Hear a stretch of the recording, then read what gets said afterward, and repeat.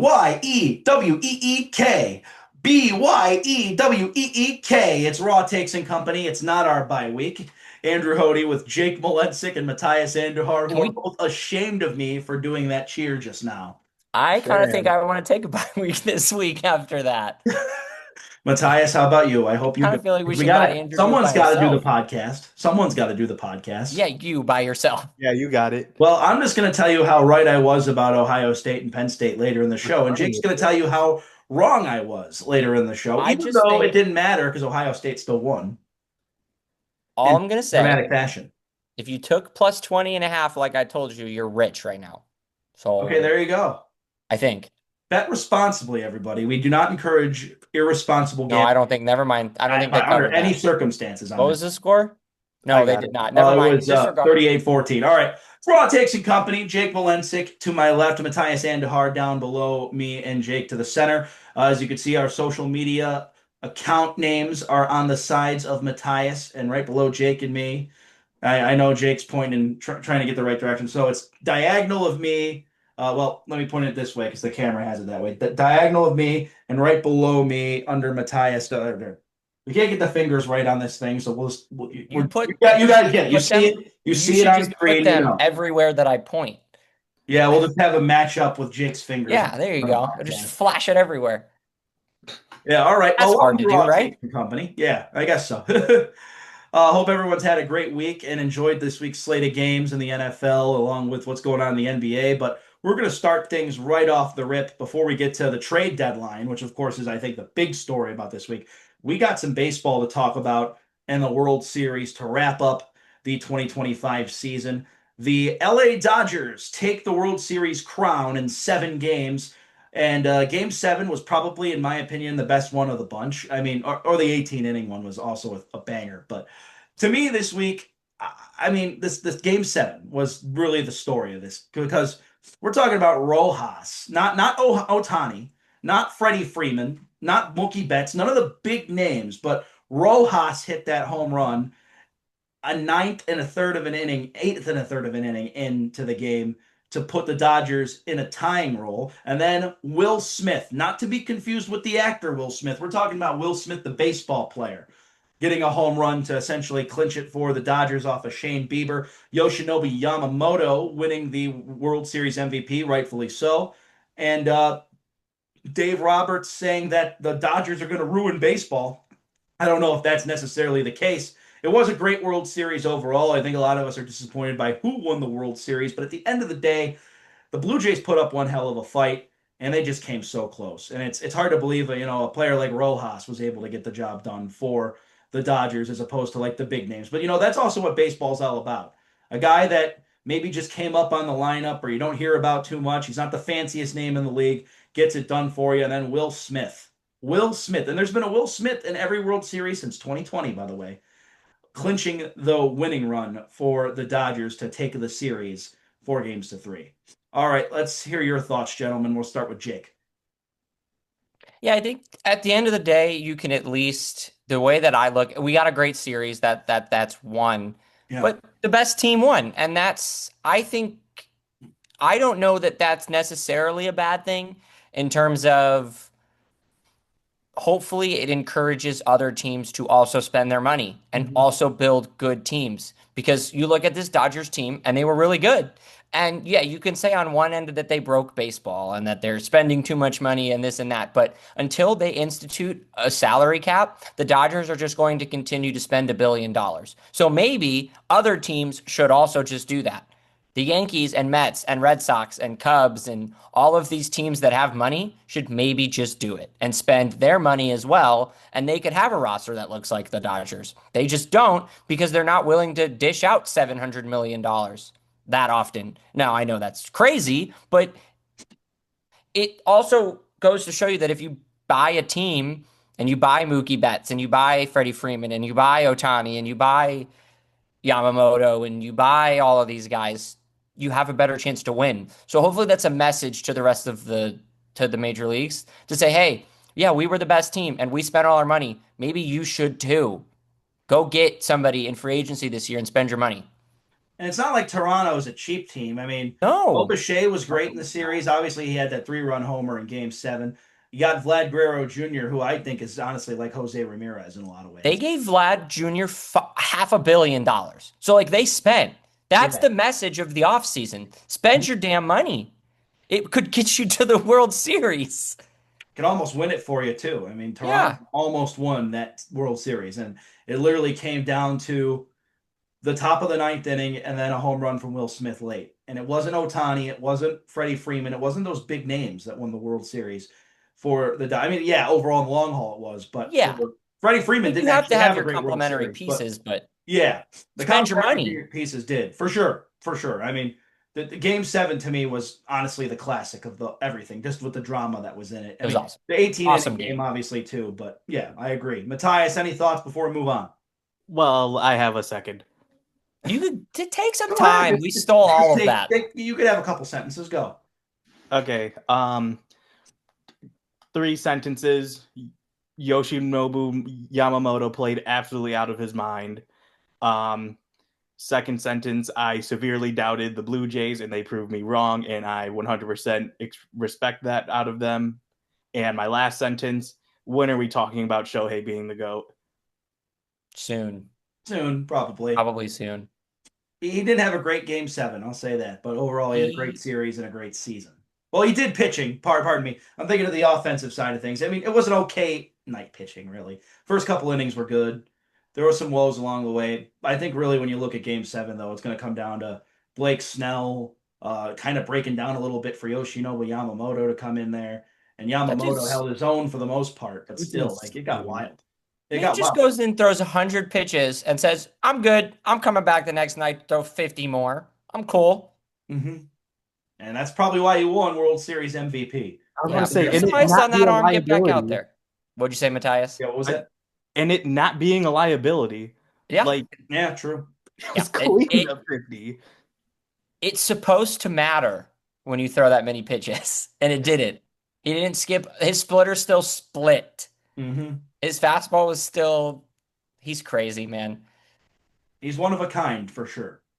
All right, let's move on to the NFL now, and that's a wrap on the 2025 baseball season. We'll have a lot to talk about with the off-season highlights. I know I'm sad about it too, Jake, but you know what? March isn't that far away. And spring training's not that far away either when you really think Like about it. 90 The days. winter. Yeah, 90 days. Wait, 90 days already? Pitchers and catchers report in February, my friend. Oh, in February. Yeah, you're right. You're right. 90 days till then. You're not wrong there. I'm doing the math here. I think. Yeah, you're right. Yeah, 90 days. All right. Let's move on to the NFL and the trade deadline taking place. I'm going to start off with Jake for the first one. Sauce is coming to I wonder why. Indianapolis.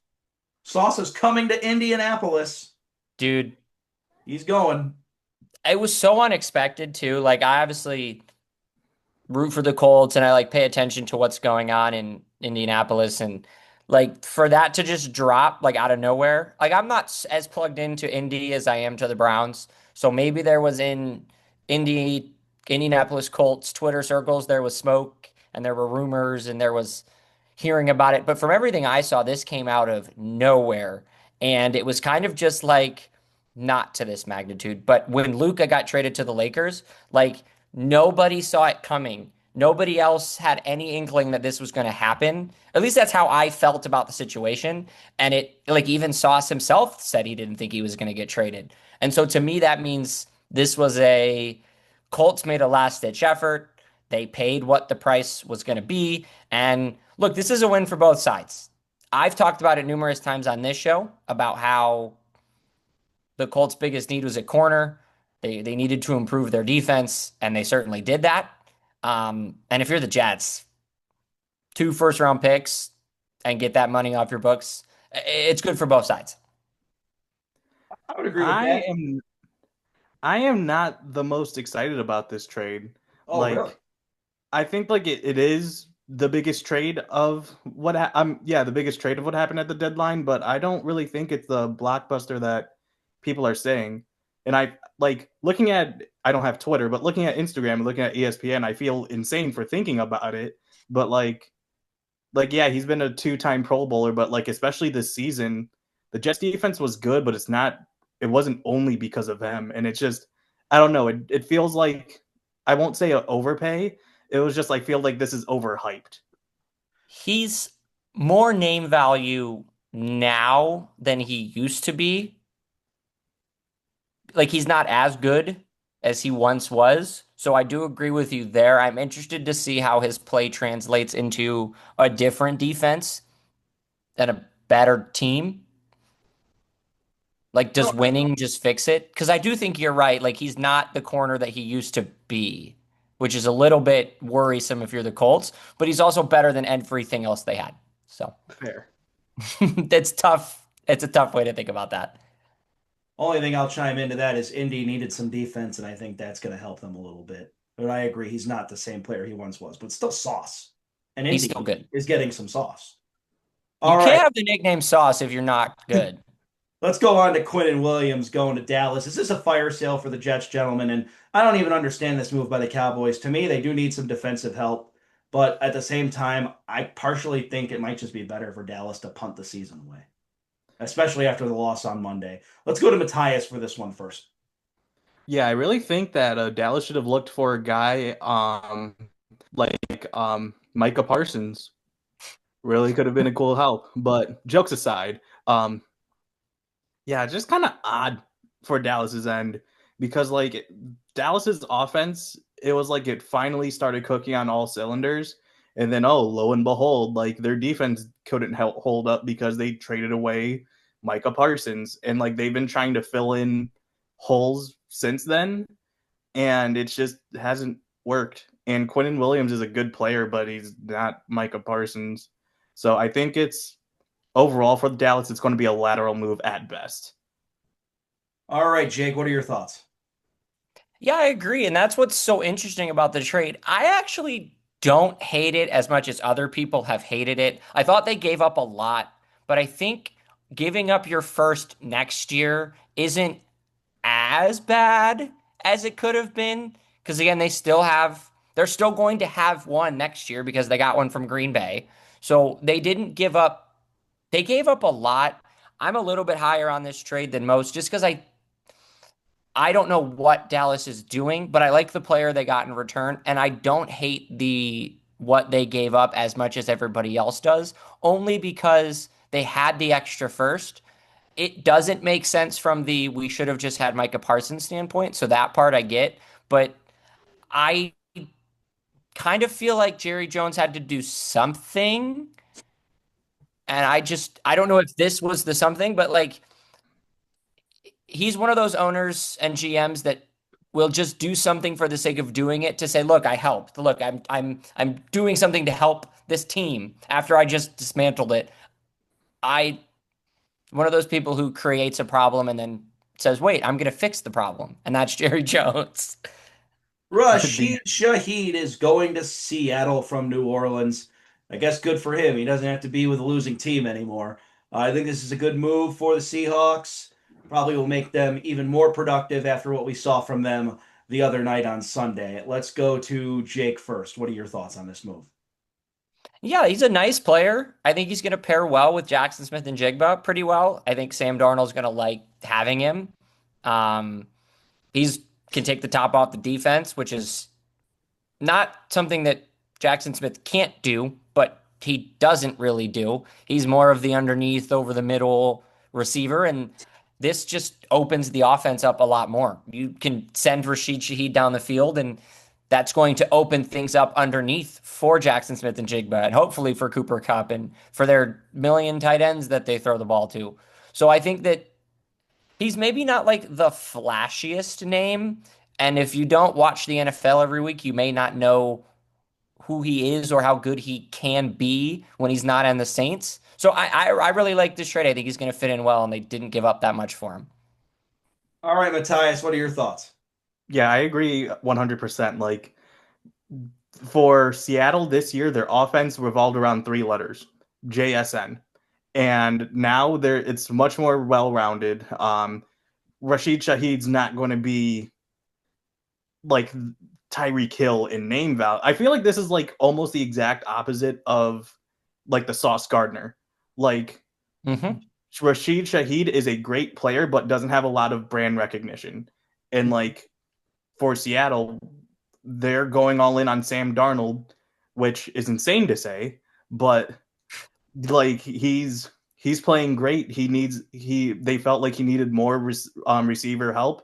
Rashid Shaheed, Cooper Kupp, JSN. If that's not enough, I don't know. Put me back there. I think I get 10 yards. All right. For me, there's not really much to say about this trade because New Orleans stinks and Seattle doesn't. So I think it really just benefits the season. It's a good job getting a pick if you're New Orleans. You get the pick, sure. Yeah. Get a pick for something for someone you weren't gonna bring back. It's always good to do. But this feels like a plug and play trade to me. Like Saints need to be good long term, like in the future, and Seattle needs to be good right now. That's really what it comes down to. Perfect. Plug and play trade, as I like to call it. Jacoby Myers. I love this trade. He's going to the Jacksonville Jaguars after he just lost to him. So he can celebrate now that they beat his former team. Am I right? Let's go to Matthias first.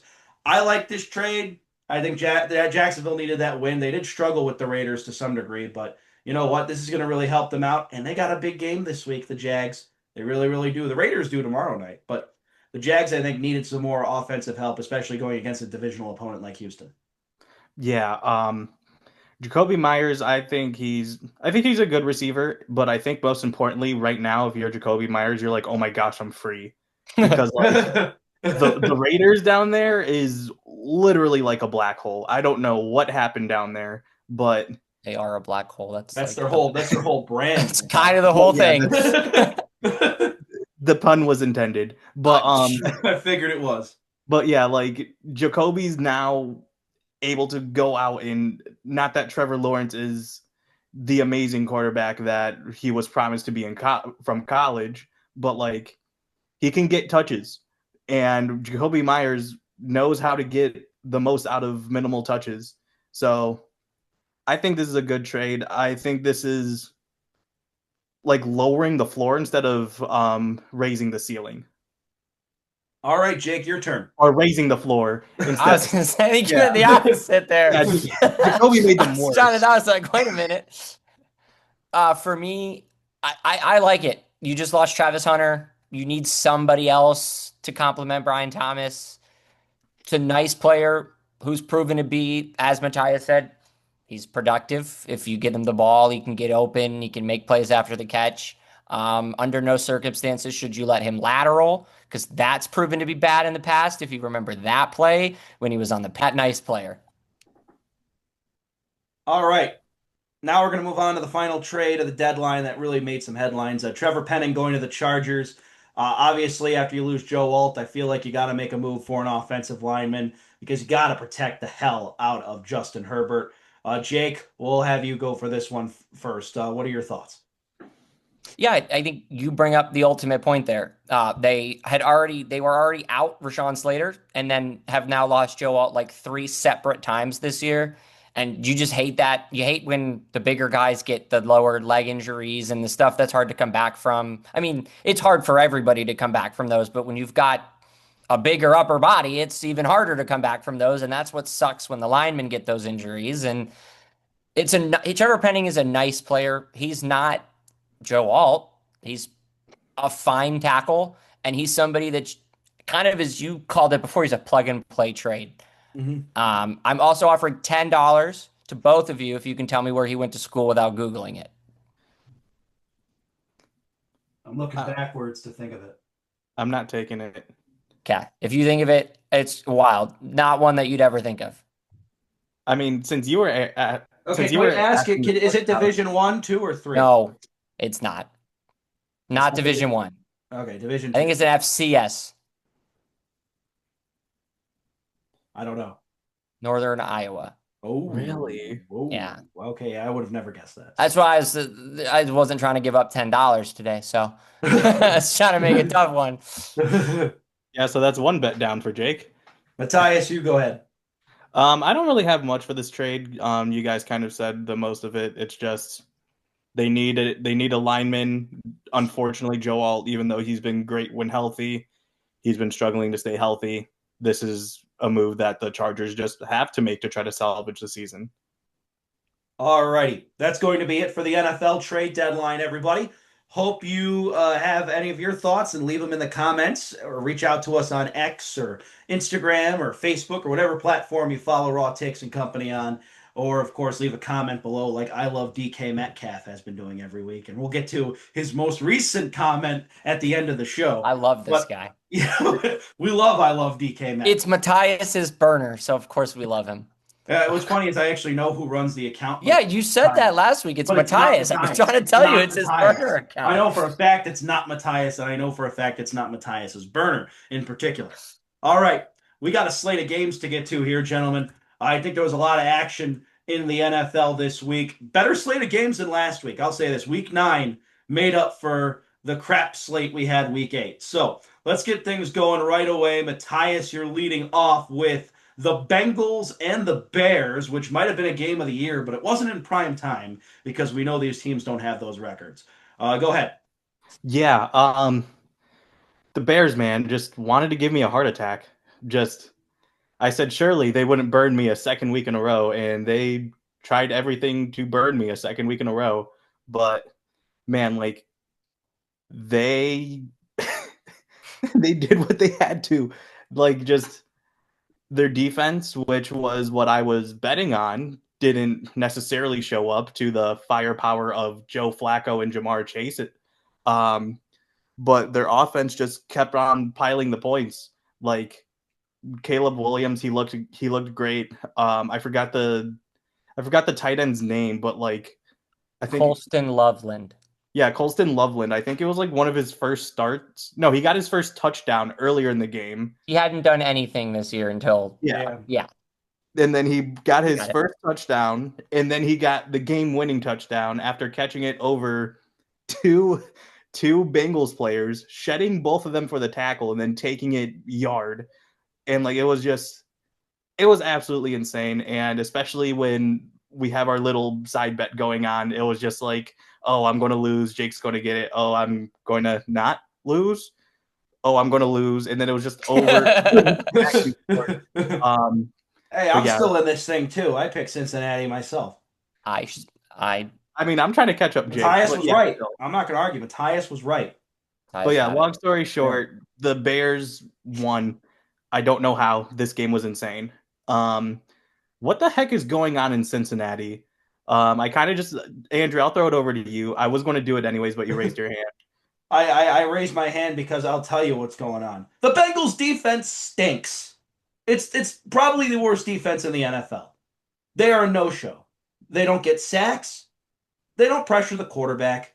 Their safeties don't guard well against those receivers. And it's not like the Bears have all-world receivers right now. They have okay and good receivers, but they don't have all-world ones. They're making Caleb Williams look phenomenal. And I'm still not a believer in Caleb Williams, but I have to give credit where credit is due. He did play a great game on Sunday, and he did have some good games so far this season. But to me, the Bengals defense is putrid. They need to make changes at their defensive staff right now, and I have no idea how they're going to fix it. I'm sorry, I don't think I left much time to Jake, but if you have a sentence, go ahead. My sentence is they've already changed their defensive staff. They fired the last year's guy, and this is a new guy, and it's still not working. So yikes. They need a draft defense. They don't really Well, draft yes, defense. they And need help offensive there, line. but they already changed the defensive staff this season, and it's still not working. So yikes. Yeah. Unless Yikes. Joe Flacco just has a great release, it seems like the Bengals' offensive line might be slightly better, but that's not saying much either. Jake, your turn for Colts and Steelers. And you were right on this game, by the way. Here's the thing. I know how I've seen this movie 400 times, except it's usually the Browns and not the Colts. You go into Pittsburgh and you lose the stupidest game of your entire season. I see it every single year, and it's not, I see the Browns do it every year, and then 4 other teams do it every single year because they go into that building and they forget how to play football. And I don't know what it is about that stadium. Since it was Heinz Field, since it's Acrisure, whatever it is, teams go in there and they forget how to play football. And the Colts did that this week. And I just had a bad feeling. We talked about on the pod last week, I think it was last week or 2 weeks ago, about how the Steelers defense is a bunch of phonies and they don't play that well and all that stuff. But there's still talent there.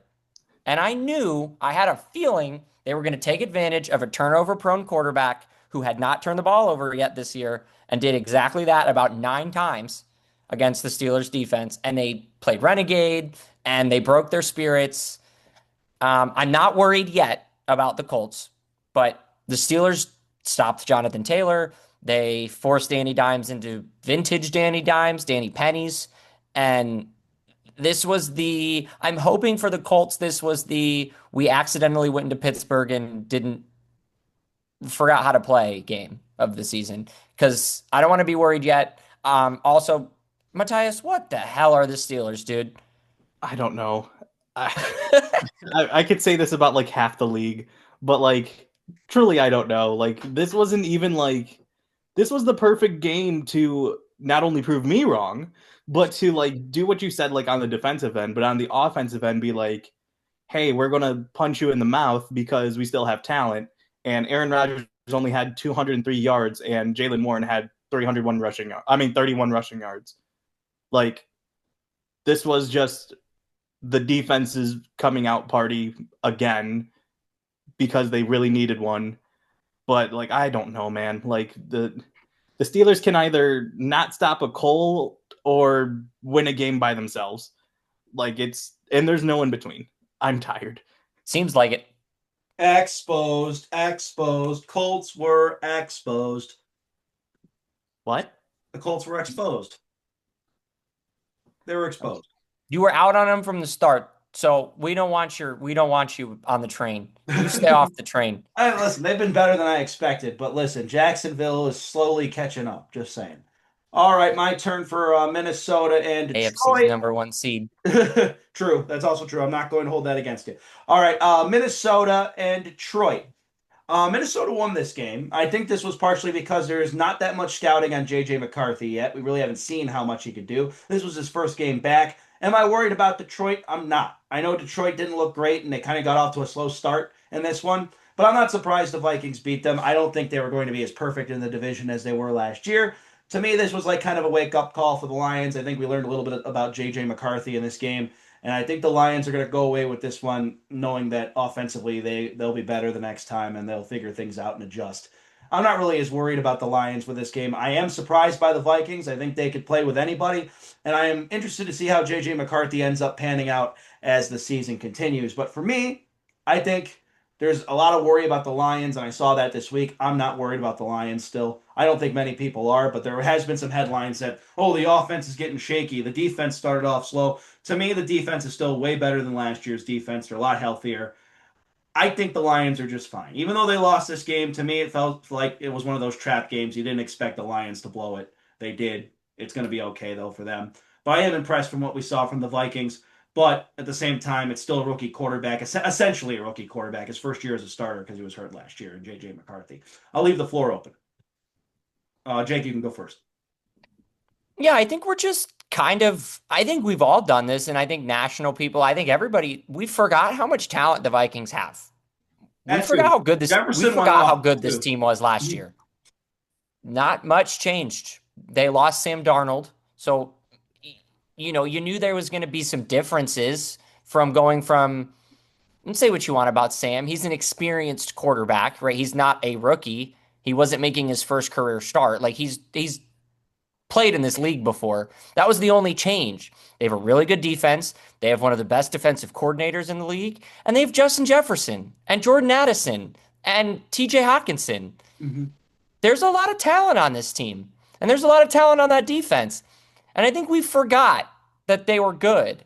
And they have a great head coach. Like they have all of the pieces. And we all just sort of were like, maybe this isn't their year. And now they've gotten healthy. And here they come. I like what I saw from Minnesota. I also am not out on Detroit, but Minnesota's back. Sorry, Matthias. You have a sentence? I'm not convinced about Minnesota yet, but I wouldn't be surprised either.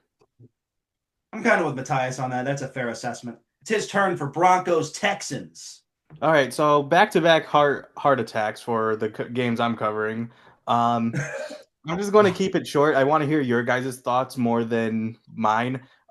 This game, I think, just proves that the Broncos are never out of a game.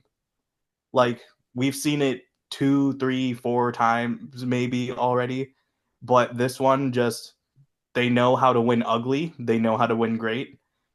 Are they contenders? I'll start with you, Andrew. Oh, they're contenders, all right. I like the Broncos on defense, especially. Um, I did pick the Texans last week, probably wrong on my part. Part of me just thinks at some point they're going to figure things out because I think they have the quarterback and the coach. Well, CJ Stroud got hurt in that game. Davis Mills came in. It was low scoring affair, 18-15, a lot of field goals. To be honest with you, Denver just I think they're well coached with Peyton. I don't think we're talking about that enough. I don't think Sean Payton has really been, the talk of the town when it comes to the Denver Broncos. We're talking about Surtain and Bo Nix and all these guys, but they have a leader at the helm in Sean Payton who is experienced and knows what the hell he's doing. Um, I don't know, like overall, if I trust the Broncos to make a deep playoff run yet, but at the same time, they're beating everybody essentially. I think who their losses, the Colts and who was it? Was it the Chargers? The Chargers were their other loss. To me, like they can play They with shouldn't have lost anybody. that Those are Colts their only game, by two the way. losses, huh? That Colts game, they got screwed. I know they did, but still, Absolutely hosed. I could admit it. I know, but still, like to me, the Broncos could play with anybody. I mean, and we saw what they were able to do in that Giants game. I mean, I don't know. The Broncos to me, they seem legit. Right now, they're leading the division. Kansas City is still a couple games behind, by the way. So, and they have to play them twice still. So I'm not jumping the gun when it comes to the Denver Broncos yet. I don't know if they can make a deep run, but to me, like they're playing tough with everybody, and it's going to be a really difficult matchup if you're any team in the NFL to play the Denver Broncos, especially with how they get you defensively.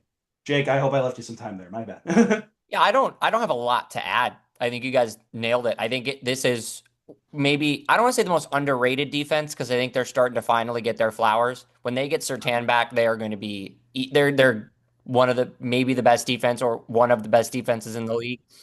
They're going to go as far as Bo Nix takes them, and the jury is still out on him, and I don't know where to feel about him yet. But if he's good, this team is dangerous, How is the really jury still out dangerous. on him? He's been good since he started. He's not been as good this year as I think people want to him to be. I have him on my fantasy Yeah. team, so I know that he's not like been lighting it up. Mhm. So you're eventually going to have to win a game where Bo Nix puts the team on his shoulders and puts the Drew Lock jetpack on. And he hasn't had to do that yet.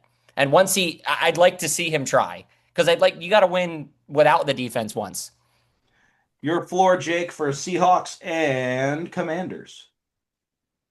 I really like Seattle. That's really the only reason I wanted to talk about this game. I think I'm fully in on the Seattle Seahawks. And all they did yesterday was, or whatever day that was, Tuesday, get better, adding Rashid Shaheed. I really like their defense. I really like the way their defense is coached. I really like how aggressive they play. They have one of the more fun corners to watch, Devin Witherspoon. They've got great linebacker. I mean, they've just got it all defensively, and they just play hard. I mean, they made life very, very, very difficult for Washington the other night, and they've done that pretty much every game this season. I think we just have to accept the fact that Sam Darnold is a good NFL quarterback now, which, as Matthias mentioned earlier, is mind boggling. If you would have said that to me 4 years ago, but I think we just have to accept it. I think we just have to understand that this dude might be capable of leading a team to a deep playoff run because it sure looks like he can. He's got great receivers. He's got a great defense. He's got a head coach that believes in him, and that's important. I'm all in on the Seattle Seahawks. All I'll right, leave the floor Matthias. open. Matthias can go. Yeah. Okay, cool. Um, for all the points that you said, I'm scared because the Seahawks are my second favorite team, and I'm having hope again. And I'm so scared because It's the worst feeling in the world. every time this team gives me hope, I get burned over and over again. Like, probably to the same caliber as the Steelers.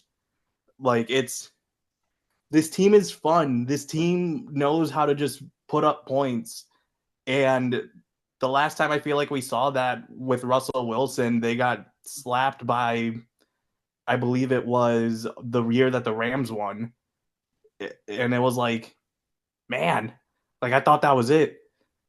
And like I think that Rashid Shaheed is kind of a move that you need to look back on and be like, okay, this is not just we're going through JSN. Oh, JSN got shut down. What do we do now? Um, Also, huge condolences to Jaden Daniels for another freak injury. I'm starting to get worried about his overall career. That sucked. Yeah, those injuries are scary for Jaden Daniels so far, and hopefully he's doing okay because that was tough to watch, honestly, on Sunday night to see that injury. And Dan Quinn has been getting some backlash for playing him late in the game, probably deserved, to be honest with you. But I mean, that was really hard to watch, and that was really the only thing I had to contribute because I agree with both of you on Seattle, and it stinks for the Commanders because I had them winning the NFC East this year. So, but hopefully things will turn around for them, and Jade Daniels will be okay, and things will be brighter in the future. All right, it is my turn now. All right, Panthers, Packers. Remember last week, guys, when I said the Packers, they proved to me they're the real deal. Good Remember when I call. said that? Yeah, I do remember. Yeah, I remember I said that. I'm taking that back. I'm taking it back. The week before, when I said they're Good inconsistent call. and haven't proved anything to me, I'm gonna just ride out with my gut on that. They got, what are they doing? I mean, listen, Carolina is better than people think. Okay, they're 5-4 right now, probably 6-4, seeing they have New Orleans this week coming up here. But I mean, it's the NFL, not for long. Any given Sunday, I get all that. But nevertheless, what are the Packers doing? The Packers had this game and let it slip too. They gave a game away to the Browns and to the Panthers. And listen, the Panthers aren't Browns bad. So I don't want to compare the Panthers to that. The Panthers might be better than people expect. Certainly the record says that they are. But to me, what are the Packers doing? What are they doing? They're playing these close games. The Cardinals game even. They were playing tight with the Cardinals. They're playing down to their competition. And they beat the brakes off the Steelers. And it's not, I'm like, listen, the Steelers, they're a good football team, but I don't think they're world enders like the Green Bay Packers everyone thought they would be, and they tied the Cowboys. I have no consistency with this team. I almost trust Minnesota already more than I trust the Packers. I mean, the record indicates that that's not the case, but still, like the way Minnesota played against the Lions, even though I trust the Lions more than both those teams anyway, but still, like the way Minnesota played against the Lions gave me more pause for optimism for them than the Packers. What are the Packers doing? Matthias, you got thoughts on this first, sir? Um, Rico Dowdle. Um, he finally, Dog. yeah, it's just absolute dog. 130 rushing yards, 2 touchdowns, and that's all they needed to win. I'm still not looking at Bryce Young with any good light. But it's just they keep winning. They somehow have a winning record now in the year of our Lord 2025. And for Green Bay, I'm like I almost have a list that includes like the Falcons and the Steelers, where I'm like, I have no idea what these teams are. Um, and like, I thought the Packers were going to be contenders, and they look like the biggest pretender I've seen this year. Jake, anything else? I don't really have a lot to add. The Packers, if I was a Packers fan, I would be so annoyed every single week because I have no idea what to do with my team. I don't think anybody. What are they? And like as I said, you guys That's what know I'm saying. Like, I don't at like least the I know the phrase. Browns suck. I don't like the phrase. A team doesn't have an identity. I've said that numerous times, but like the Packers don't feel like they have an identity. I have no idea what they are. I have like last week against the Steelers. I thought that like they arrived. They're the real, and then they lay this egg against the Last week Carolina against the Panthers. Steelers was what the Packers are supposed to look like. And for some Yeah. reason, they can't do that every week. How do you not do that against Carolina? And listen, I know the story is Green Bay laying an egg, but I think we need to give credit where credit is due to Carolina. They played a hell of a game. Dave Canales has been coaching his ass off. I I was don't think just gonna anyone's say, talking about man, that. That guy's coaching his ass off. I've watched some of his press conferences. I really like him. I think Carolina's got the right guy at the helm. Obviously, David Tepper, we know his tenure as the owner has been shaky, but at the same time, it feels like Carolina is starting to find some stability, and hopefully they have their guy in Canales because that guy is coaching his ass off. I really Matthias, like him. Jaguars, Raiders. All right, Jaguars Raiders, the third of the heart attack games this week. This game was Agreed. crazy.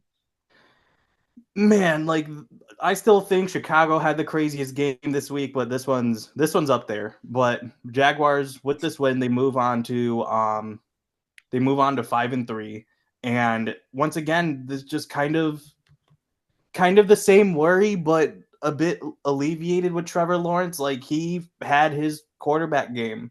Like Geno Smith, yes, he did outplay him, had 284 yards and 4 touchdowns, but Trevor Lawrence, he had 220 and an interception, but he got it done again with his legs. And like, if you want to be that dual threat, you kind of have to do it like that. But I'm still not fully convinced by Trevor Lawrence. I need a 300-yard game out of him. But yeah, I just want to see how you guys feel because the Jaguars, they keep winning and they beat the Chiefs earlier. So Jake, I'll start with you. But like, yes, the unfortunately, I feel like the Raiders, we already know what we're getting. But with Jacksonville, I have no idea. I agree. I also don't know what Trevor Lawrence is. And it's like really weird because he was, and like rightfully so, was labeled the can't miss quarterback. Like his college tape was about as perfect of a college quarterback tape as you can have. Like, and we saw it. If you watched Clemson play once, you were like, yeah, this dude's got it. And for some reason, outside of moments here and there, it has not fully translated. And I think if you're a Jaguars fan, you're probably happy with him, but you also understand that he can be better and should be better. And they're in this weird situation where you can't replace him because he's not bad enough to replace, but I don't know that he's good enough or is proven to be good enough to stick with long term. And he's like what Ryan Tannehill was a couple of years ago for the Dolphins, where it was like he had his moments where you're like, yeah, this dude's awesome. But he was never bad enough to replace. So you just wrote it out as long as you could. And I fear that for the Jaguars. I have one sentence before we move on. Um, I still believe in Trevor Lawrence, and I do believe in Liam Cohen, and I believe in the Jaguars, and I think they just got better at the trade deadline, and I think they're going to end up being better than the Colts by the end of the year. Give them some time. That's where I'm going to go there. I still Uh, believe in Trevor too, for what it's worth. yeah, I want to see it, man. I'm with Matthias. Like, we do need to see it more consistently because can you a have a lot of these game? games have been more so coaching to me. I feel like Liam Cohen has actually Yeah. been the Come mastermind. out and throw for 303 touchdowns against Houston next week, and all of this will be gone. I was going to say Yeah, I would shut up. Wouldn't have anything to say. I would never compare you to Ryan Tannehill again in your life, pal. they already beat Kansas City, so I'm with you guys. It's Houston, and I don't know if CJ Stroud's even playing in that game yet, but we'll talk about that when we get to it. All right, let's move on to you, Jake, for Rams Saints. Yeah, I don't have a lot here. You guys just took all the games I wanted. This just gives me an opportunity to get on my soapbox about my favorite quarterback of all time, Matthew Stafford. This dude's awesome. Favorite quarterback of all time. Favorite quarterback of all I mean, I time. love Matt Stafford too, but Matthew Stafford. If you know me, you know I love Matty Staff. Has been my favorite quarterback my whole life. Had him in fantasy when I was like 10, and uh-huh. he was awesome. So I've loved him ever since.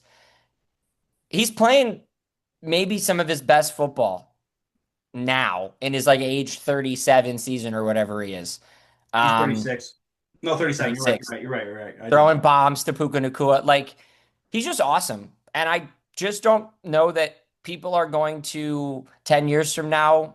I hope that Matthew Stafford gets the respect from our generation of people 10 years from now for when you're talking about great quarterbacks that you watched growing up, that Matthew Stafford gets the flowers that he deserves because he's still playing well and he's kept the Rams relevant even after their Super Bowl.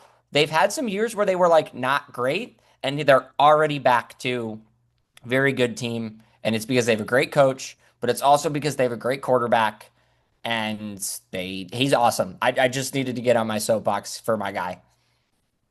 I think people will be looking at Matt Stafford down the line I hope in a so. great light because you have to take away the fact that the Lions, when he was with the Lions, essentially Were the pretty much Lions. haunted his career. Yeah, they haunted his career at the very beginning. But once he got to the Rams, away from the toxicity at the time that was the Detroit Lions, and now the Lions obviously have recovered greatly since then too. But once he got to the Rams, you have to admit that like it's the best situation for him. He's done terrific. He won the Super Bowl his first year there, proving that already the Lions contaminated him enough. Like the I was first so year he's happy for away him from the when he got Lions, he won traded. the Super Bowl. Yeah, everyone was excited about that. Even people in Detroit were thrilled about it. Remember, they were talking about the Detroit Rams in Detroit during that time but then Dan Campbell's turned around the Lions, and then the Lions beat the Rams in that playoff game to win their first playoff game in over 30 years. And to me, like you're looking at possibly what may be if the Lions actually end up winning a Super Bowl, what might be the best trade in NFL history. Matt Stafford to the Rams and Goff to the Lions, and both teams won a Super Bowl at some point. That would be cool, but we obviously have to see that from the Lions. I didn't mean to take up all the time, Matthias, if we have something. The best receiver in the league is in the NFC West. Puka Nakua? Jackson Smith and Jigba. Marvin Harrison Jr. Like I'm saying, Ricky Pearsall. Puka Nakua. Okay, not that one. Dewan Jennings. Devontae Adams. Christian Oh, McCaffrey. good one. Good one. But yeah, Michael Wilson. That's all I got. All right. Me. Bills Chiefs. Was I right or was I right, gentlemen? This was a pick I got right. Bills always beat the Chiefs in the regular season. Always. It is always the reverse in the playoffs. I'm sticking to it till I see otherwise. Josh Allen looked great. I'm starting to buy back into the Bills stock, but they have to overtake New England. They got a good win over a good team in the Kansas City Chiefs. Uh, Still some flaws defensively. I'll say this, that missed field goal from Prater at the end of the game was a disaster. Matt Prater scares me in clutch situations. I'll be very honest with you. He tends to miss kicks against the Chiefs, I noticed. So I would be worried about the special teams as Jake raises his hand. Perfect segue. Matt Prater, also haunted by the Lions. Keep Oh, that in also mind. true. Also It's true. in there. It is in there. Yeah, but now that he's with Buffalo, he's been typically okay, but he's also haunted by the Chiefs because he misses kicks against the Chiefs, and they gave the Chiefs the ball back at the last couple seconds. So that kind of stuff concerns me. But granted, Buffalo was the better team in this game from start to finish. But again, it's the regular season. I expect that. I expect the Bills to beat the Chiefs in the regular season. I think if they end up meeting in the playoffs, they will end up falling to them again because that's just the history of this rivalry so far. Now, I still love everything that the Bills do. I still think they're a good football team. I still think they're contending. I know Matthias said you'd be worried, but this win to me stabilizes that a little bit. But granted, they still got to catch up to New England, and they got to go to New England to play their second game. So, but I'm taking this for what it's worth. The Bills got this win; they needed this win. But at the end of the day, if this means anything for the playoffs, if they play Kansas City, I don't think it's going to be good for them if that ends up being a playoff matchup. I'll leave the floor open. Whoever wants to go first can go first. Jake? Matthias. Okay. Okay. Matthias is now to the left of me. We've changed. He's around. below me, so. Oh, okay. Never mind. But I'm gonna keep it short. I am still afraid if I am a Bills fan because this game was a 21-28 affair without Patrick Mahomes throwing a touchdown. That's not going to happen in the playoffs.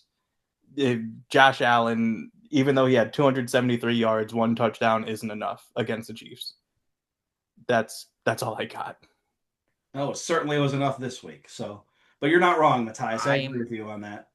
I need to see another one from Buffalo because we've been like the advocates for we don't think the Bills are as good as we think they are. Their defense is not good. And I know they played well against the Chiefs, but I don't know. All right, you know I'm what? a little mad at Kansas City for losing my bet, but I'm oh boy, was going to bet on Kansas City because I hadn't seen Buffalo play good yet. All right, gentlemen, what's it time for? It's time for one sentence, one pick. The show where we talk 3 sentences for each pick. No, one sentence. Yeah, one sentence. We do it every week, bro. We're going to do it again. One sentence. Let's not worry about it too much right now. Okay, so let's see here. This was last week. Let's go over the standings there. We were all tied up. Some unique picks from last week. I picked Buffalo, obviously. You guys picked Kansas City. So I'll take the W there because I know the history. Buffalo wins the regular season game, not the playoff game. You should do this one. where I have the Y and you have the ends. Yeah, we are going to go over that now. Yeah. You have the Y. Which game is that? I know you got Steel one. curtain, baby. Field Kurt. Yep. Even though the Colts are your team, Flip the one of your towels teams. or whatever. I'm never doing that again. I know, but you wanted the Colts to win. I know you wanted the Colts. I mean, I know you wanted the Colts to win, but you picked the Steelers to win, and I know you're a Colts fan. So me and Easy. It was easy. Matthias, when we picked the Colts to win, we got upset there, but that's okay. But we got you when it came to Arizona and Dallas. I'll say that because we always know the Dallas Cowboys blow it against a random opponent. It just Yeah, so FanDuel happened. got me too. They took all Yes. my money. Oh boy. Not Well, a good week for your boy. And I that's somehow okay. got the both of you when it came to Chicago. Nine Because nine and I'm not nine. picking the Bears, dog. Nobody got Carolina, nobody got Minnesota. I'll say that. So good mix of teams here. Oh, Matthias didn't get the Giants right when it came to San Francisco and the Giants, but that's okay. We're all That was tied a at nine wild anyway. choice. And I picked Houston like an idiot, so there's that. 9 9 and 9 was the score this week. We were all tied Juice up, but that World. still means Jake is ahead in who picks dinner. So Jake is currently picking dinner, and I'm paying for it. And Matthias is in that treasured by Jake second place position. So, Bro, I gotta start tanking soon. well, Please. as you know, it's one sentence, one pick, but we got to talk a little bit about the game of the week, which is the Raiders and Broncos. Um, I don't know if there's much to say here, gentlemen. I would say, do we have to talk about it? Honestly, we really don't. Let's just go our pick. We'll do one sentence, one pick for this one because what do we have to talk about with this game? What do we have to talk about? Matthias, just pick it. All right, so I am taking the Broncos to win, but my sentence is that it is going to be an ugly win. They play a lot of teams close. All right, Jake, go ahead. Broncos win. I hope the game's over in the second quarter so I can go to bed. I'm going Broncos myself. I just cannot trust anything the Raiders are doing. And you know what? They did try to play to win that game against Jacksonville, but whatever. It didn't matter. That was two sentences. Yeah, okay, fine. Sorry. Denver. I'm Denver's my just pick. messing with you, bro. I know you are. My bad. I'm rambling though. We ramble on this show a lot, but that's okay. All We right. should just call it the Ramble Pod. The ramble, No. maybe. Ramblin' takes and company. No, bad. Raw Cut. takes and rambling. Okay, fine. Oh, all right, fine. But let's head to Berlin, Germany. Berlin, Germany. Atlanta at Indianapolis. We'll start with you for this one, Jake, because you're the Colts fan. Go ahead. I'm taking the Colts. Bleed blue. Go get Matthias. some. I'm something. taking the Colts. I'm disappointed in the Falcons. I'm disappointed in the Falcons too, but because they're so random, I'm taking Atlanta to win this game. I'm picking the Agreed. Falcons because I think the Colts were exposed a little bit. Sorry, guys. Wouldn't surprise me in the slightest. All right. Falcons are random too. So I won't be surprised if the Falcons win, but I'm taking a chance on them here. All right. New Orleans at Carolina. We'll start with you, Jake. Carolina, not as bad as New Orleans. So give me the Panthers. All right. What are your thoughts, Matthias? Carolina, their quarterback room is better than whatever the Saints have. I'm also going with Carolina. I don't know what the hell the Saints are right now. They're a bad team. I mean, I do know what they are. They're a bad team. Um, New York Giants at Chicago. Jake. Jake, 20 seconds ago. I'm not taking the Bears, bro. Jake, now I'm taking the Bears, bro. Let's go. Matthias. Apparently, I'm a Bears fan. I'm picking the Bears. I'm not a Bears fan. The Giants have still shown me a lot. The Bears have not really been consistent. That Baltimore loss was kind of weird, so I'm going to go with the Giants in this one. Jacksonville at Houston. Jake, what are your thoughts, sir? I wish I knew if CJ Stroud was playing or not. I'm going to take Well, I'm at it. I'm going to look up an update on CJ Stroud. better defense at home. I'm taking Houston. Taking Houston. Let me see here. I think Stroud will be out this week against. Yeah, Stroud will be out this Houston week. at home. Houston at home still. You're going with Davis Mills. All right, Matthias. I love long neck David Mills. I'm here for it, baby. Matthias. Jacksonville ends Houston's Cinderella run. I got Jacksonville winning. What Cinderella run are the Texans on? I don't know, but I'm taking Trying to sneak back into the playoffs. I'm taking the Jaguars too. All right. Do it Uh, for me, Davis. you never know. I mean, there's not much scouting on Davis Mills, so it could happen. I don't think that Could happen. matters. I don't know. I mean, It I'm doesn't not gonna. matter. It's a divisional game too. They're weird. I mean, divisional games are weird. Buffalo at Miami. Do we even need to talk about this one, Jake? Buffalo. Matthias.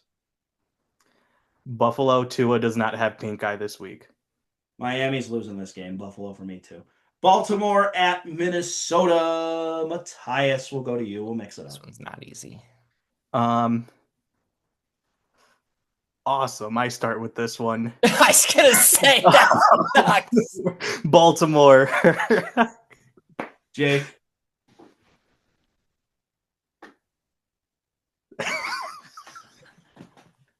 I'm gonna take the Minnesota Vikings.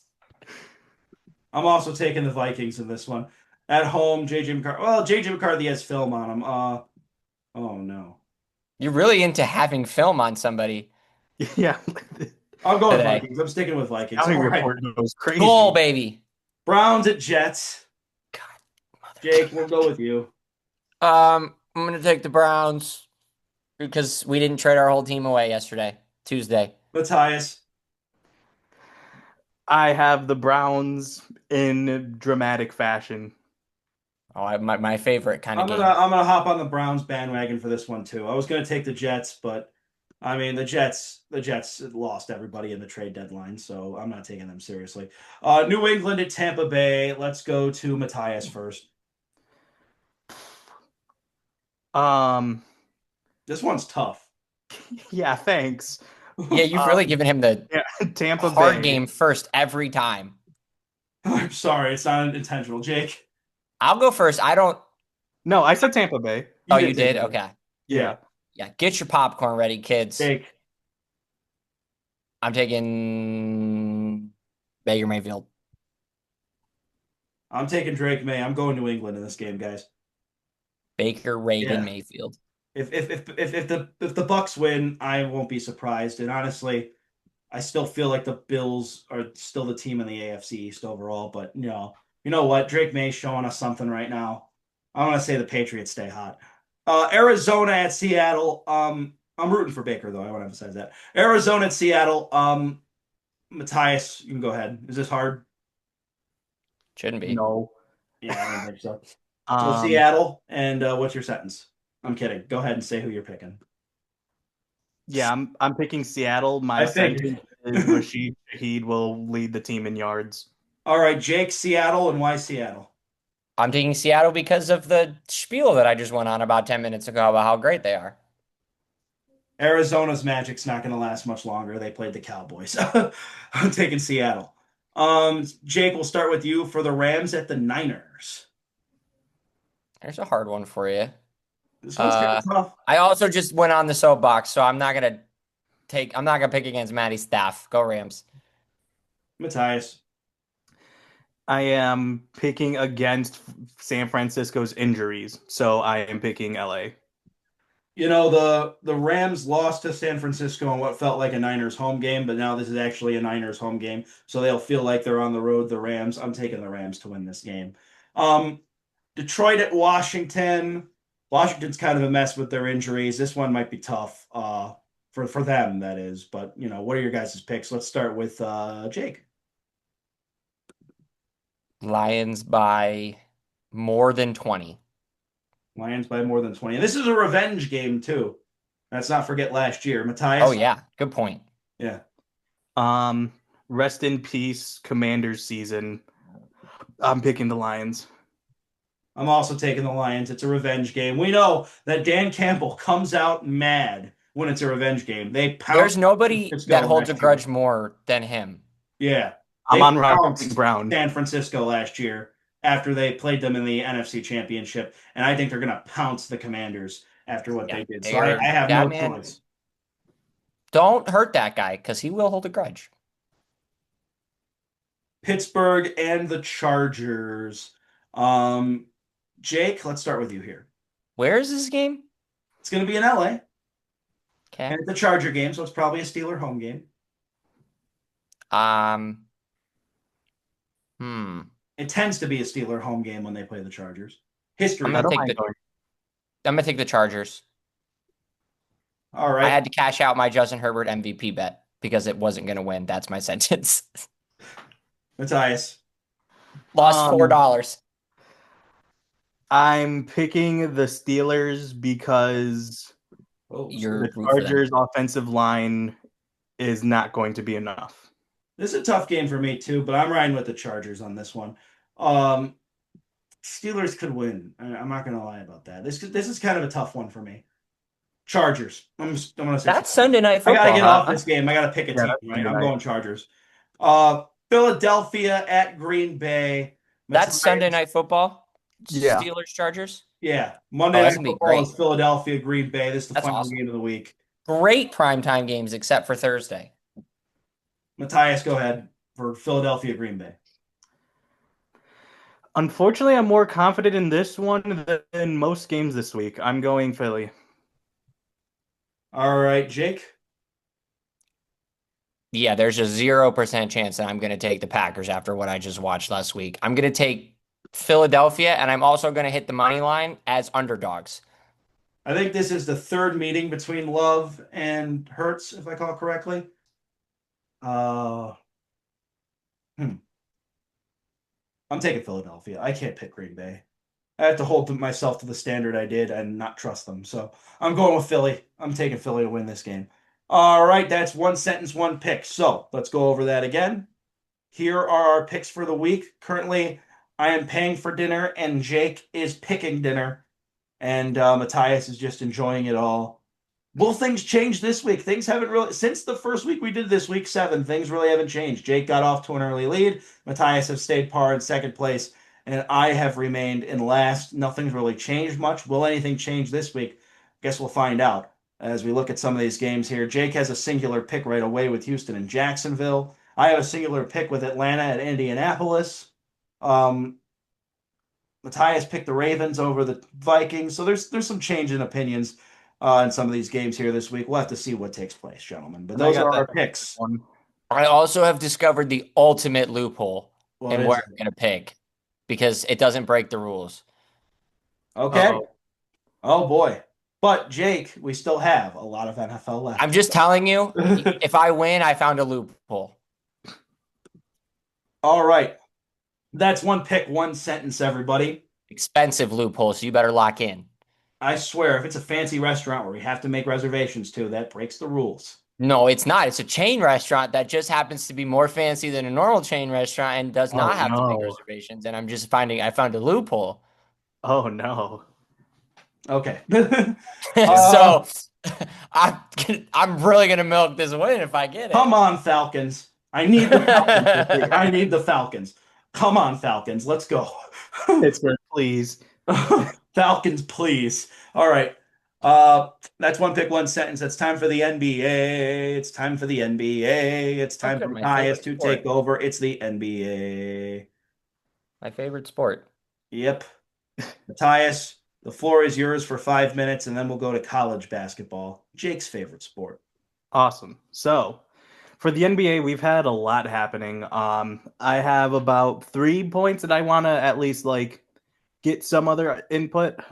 This week, admittedly, has not been my greatest week of watching, but we're still in it. The first thing for me is the Chicago Bulls just continually winning. First seed in the Eastern Conference right now. They are being led actually by Josh Giddey with 23 points. And he also leads the team with 9 assists. Nikola Vucevic is also the second leading scorer with 19, along with 12 rebounds. And other than that, this team has just been they have just been winning games.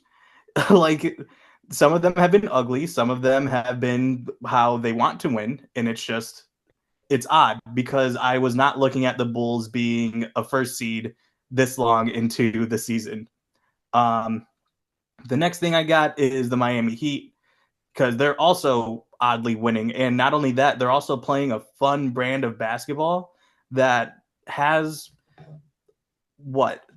two, four, five people scoring above 10 and six that and their sixth one is scoring 9.7 a game. Like they're a very well-rounded offense. Go ahead. Timeout. Who is this man that is averaging 12.7 points per game? I was not saying his name. I've never heard of that guy. Shout out to Who him. is he? Who is he? Simone. Oh God. Fonte Fontecchio. Fontecchio. Yeah. Simone 12.7 Fontecchio. points per game in his 7 games this year in 20 minutes with 2 rebounds and an assist and nothing He's else. he's the Duncan Robinson. Yeah. This guy's awesome. 51% from three. He's my new favorite player. I'm glad we He's, discovered him. The he's the Miami Heat Duncan are fun Robinson. again. Heat culture. But yeah, like That's awesome.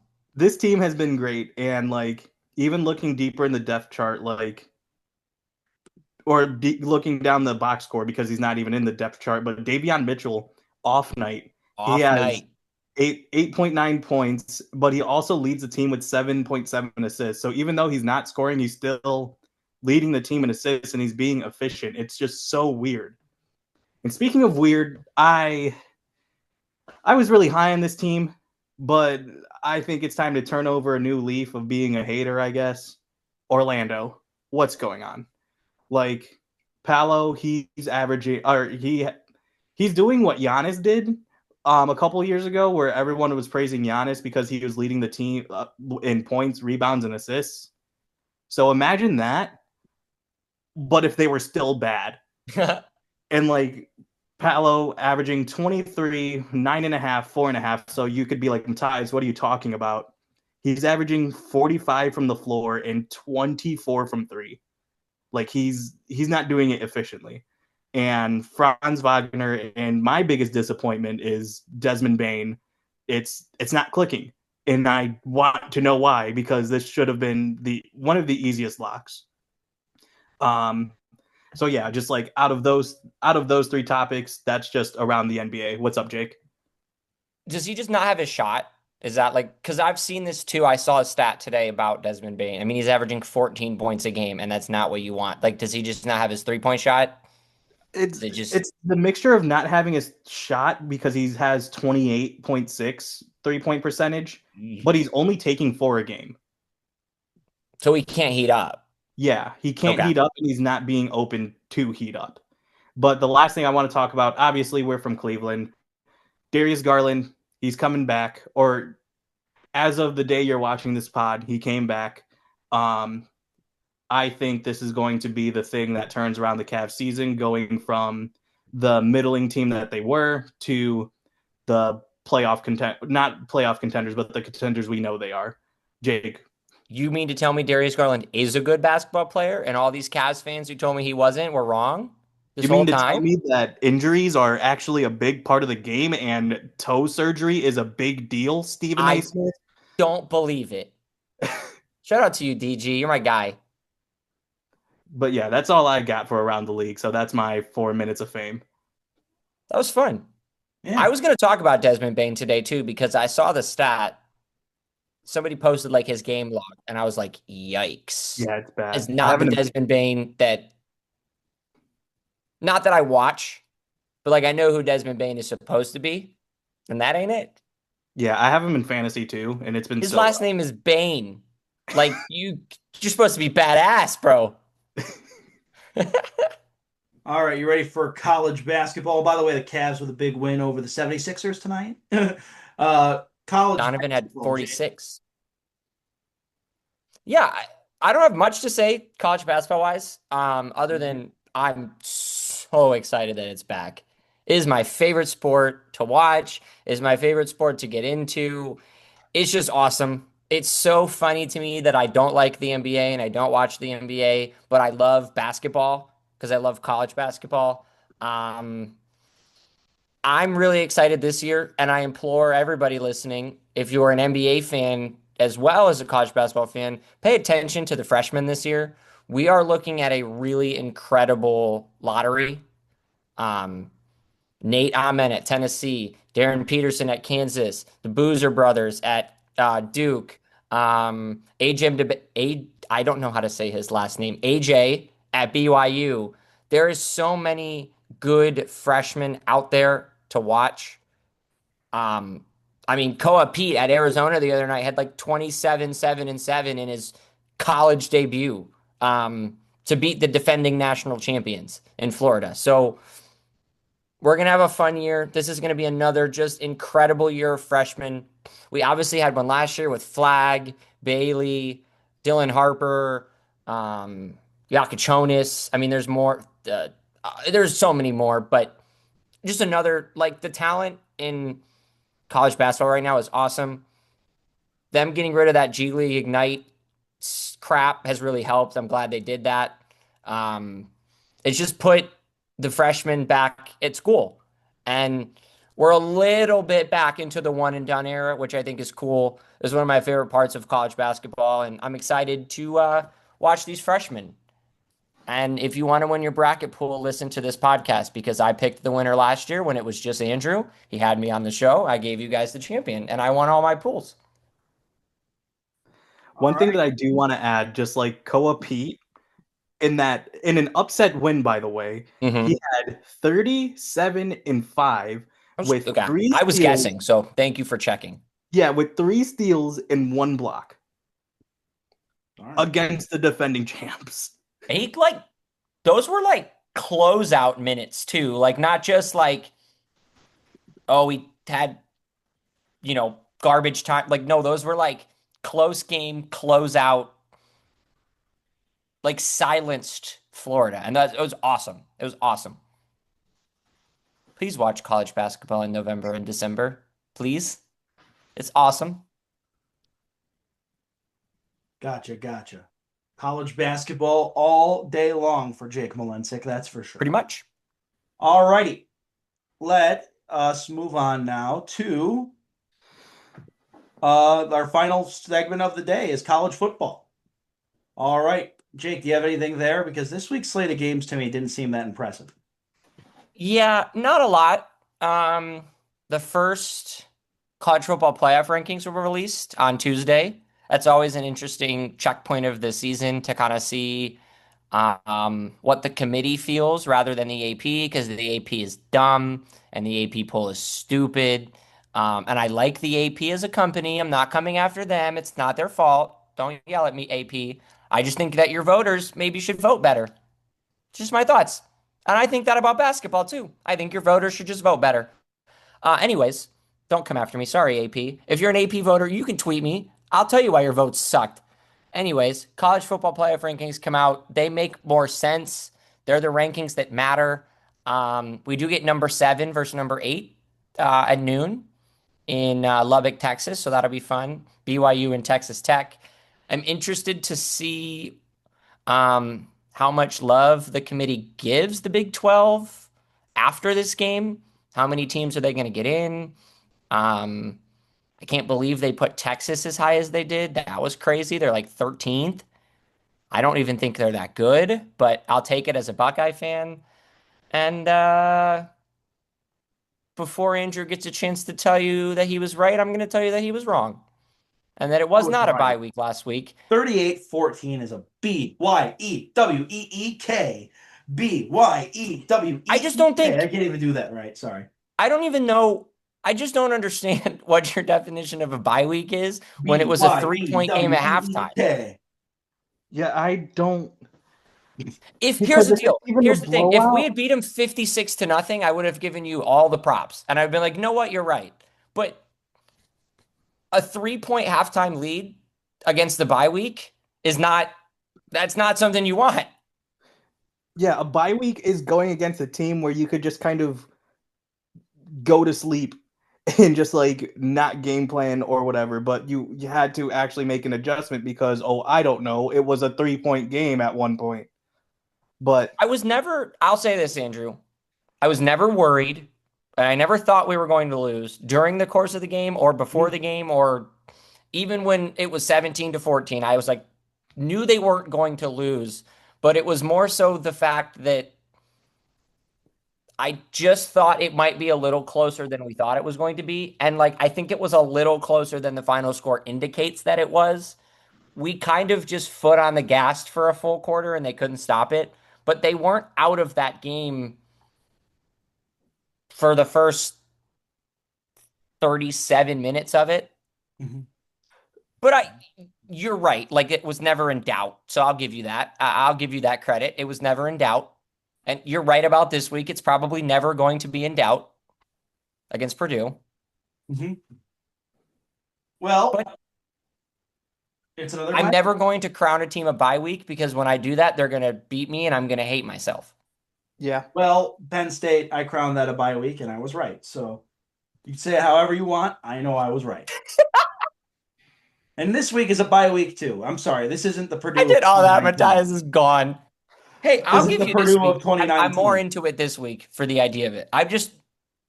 Hey man, I watched Xavier lose 2 bye games to Delaware and Oakland one year, and I've never called the team a bye week in my life.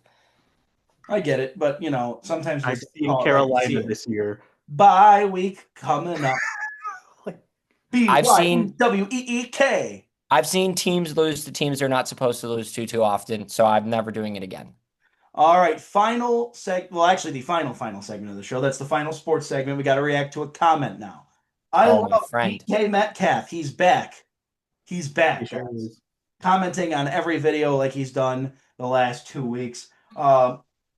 Would you rather have the current Browns roster and Sean Payton as coach, or the current Broncos roster and Kevin Stefanski as coach? That is, I love DK Easy Metcalf question. thoughts this year. That It's is a simply easy question. I'd rather have the current Broncos roster with me as coach than I'd rather have the current Browns roster because our roster isn't that good. Yeah. Uh, I'll answer it for me. I'd rather have. I mean, as a Browns fan, you'd probably rather have Sean Payton, right? And Kevin I'd Stefanski. rather have Sean than Kevin, Yeah, but I'd rather have Pat Surtain, Nick Benito, Bo Nix, and Cortland Sutton. true. If you're a I'd rather Broncos have a fan, starting I think quarterback you're that like fine. isn't Yeah. bad. I mean, if you're the Broncos, I mean, you're probably like, if Kevin Stefanski is our coach and not Sean Payton, we might be okay. I mean, you might. I mean, but like as a Browns fan, I feel like if you had Sean Payton here, you could look at it kind of from like two different ways. You know what I mean? Yeah, no, Like if I'm Kev, yeah, I mean, like as a Browns fan, you would probably say, yeah, you'd rather have the Kevin as a Browns fan, Stefanski. you'd rather have Sean Payton be your head coach than Kevin Stefanski. If you had to That switch, I agree with. yeah, like as a Browns fan, I would like that. But like at the same time, if you're Kevin Stefanski, you probably want the Broncos roster right now, not the Browns roster. Matthias, I'll let you answer in a minute. Hmm. I don't know that Sean Payton would be the thing that saves the Browns. And no, I agree with that. Dylan Gabriel can't throw. Sean Payton's not fixing that, I mean, unfortunately. maybe he put Shador in. I don't know.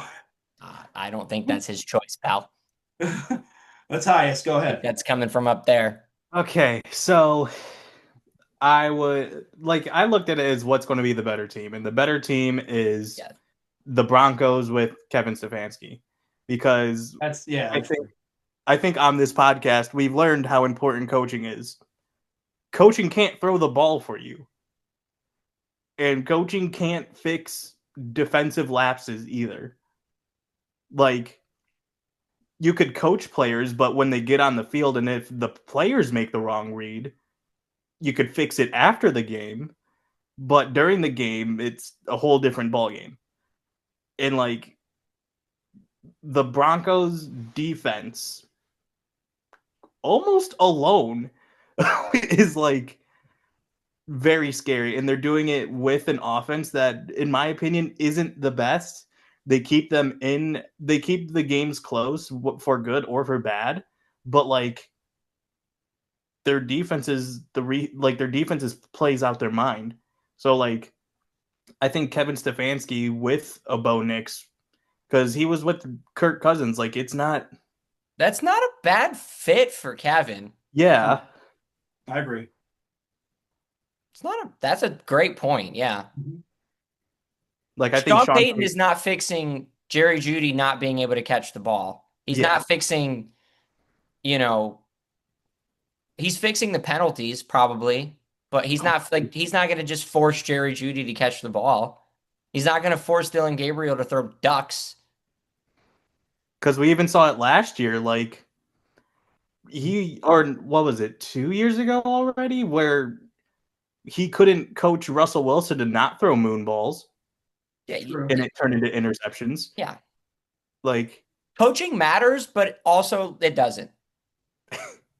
In this argument, like it all kind of doesn't. yeah, coaching matters as long as the players follow. Like, they're not chess pieces. If we had like an equal offensive structure to Denver, then I would say coaching matters. But like I would rather have Nix, Dobbins, Sutton, Ingram, Franklin than the gang. Like there's only one player on the Browns offense that I would bring with me, and that's Judkins. He's the only one I'm taking from our roster and putting on Denver. I want everybody else from Denver. Yeah. And that's my problem. That's fair point. Fair It's point. a great I think question. you can look at it two ways. I love DK Metcalf 1, 2, 3 or whatever the numbers are. I think it's thanks. just I love DK Metcalf. Oh, Let me double okay. check that. I forget his username every time I see it. I don't know why. I mean, no, yeah. I forget it. Would you rather? I love DK Great. Metcalf. That's a great comment. I would prefer. I would love another. Would you rather next week? That's not sports related. That's my request. Well, we'll see what I love DK Metcalf gives us if he gives us another comment. Or just whoever comments below, anyways. Yes, please. It doesn't do. have John to be Smith. I love DK Metcalf. It has to be a I silly love. name according to Jake. It can't be John Smith. It can't be Jake Malencic. It has to be a silly name. I'm kidding, Jake. I'll take I John have a Cena. silly name. What? I'll take John Cena as a username. John Cena. Okay, John Cena. You I'll could take anything silly. I'll take anything serious. I don't care. I love Jerry Jeudy. I love Cedric Tillman. We're Browns fans on here too. I love Yeah. Trey Hendrickson. We take Bengals fans too. Yeah, we I take love all kinds Jamar of fans. Chase. I love. Lamar Jackson. I'm just going. Okay, we're pushing it. I All know. right. I hate how much I love Lamar Jackson, dude. I wish he wasn't in purple. Any other team, he'd be my favorite player in the league. Raw Takes and Except he's Company over. with Jake Malencic, Matthias Andhar, and Andrew Hody. That's it for this week's show. Follow us on social media. All the links are in the description, or you can check out our individual pages as you see next to Jake. If you're watching this, you'll see him on the sides of Jake right now because the camera's kind of rotated during the podcast. So Jake's pointing to the right direction for those. Hope everyone has a good week. We will be back with you next Thursday, so make sure to stay tuned. Also, make sure to give us a comment, give us a subscription, give us your thoughts. We want to hear from you on Raw Takes and Company because we're about everyone's Raw Takes. We're all sports, we're all in. For Jake Malencic, for Matthias Andhar, I'm Andrew Hody. We'll be back next week for Raw Takes and Company. BYEWEEK. BYEWEEK. Good night, everybody.